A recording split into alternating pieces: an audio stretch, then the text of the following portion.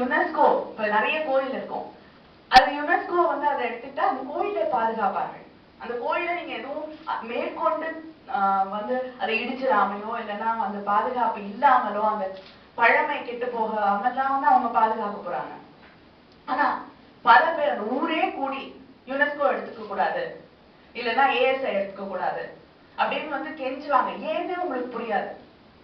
அவங்க ஊர் கோயில் இருக்கக்கூடிய அந்த கோயிலை இன்னும் அழகாக இன்னும் சரியாக பராமரிக்க போகிற ஒன்றை ஏன் வந்து தடுக்கிறாங்கன்னே நமக்கு புரியாது. ஏன்னா அங்க உள்ள போர் போட முடியாது, அங்க உள்ள ஒரு புது விஷயம் கட்ட முடியாது, அது உள்ள சிமெண்ட்டும் இதுவும் வச்சு நமக்கு என்ன அதை விட பெரிய கோயில் உள்ளே அதை விட அழகா எதையாவது நம்ம வந்து உருவாக்கி விட முடியுமா?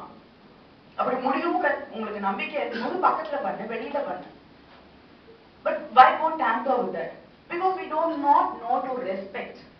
We do not know to feel proud about our heritage.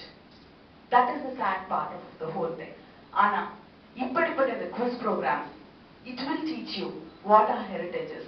It will teach you how proud we have to be of our heritage, our traditions, our culture. It's something simply superb. You can bring the whole world here and say, look at this temple. We built it 1,000 years ago and it stands there to say, to tell this world what kind of art we had, what kind of culture we had.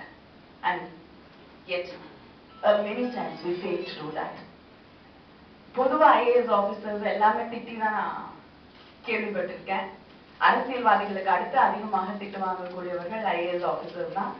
I am very proud to see a IAS officer. அதுவும் இந்த culture heritage அப்படிங்கிறதுனா அது is always a tug of war. அது வேணுமா இல்லைன்னா வந்து மாற்றங்கள் வேண்டுமா அப்படிங்கிறதா வந்து ஒரு பெரிய பிரச்சனையா எப்பயுமே அரசாங்கத்தில் இருந்து கொண்டு இருக்கும்.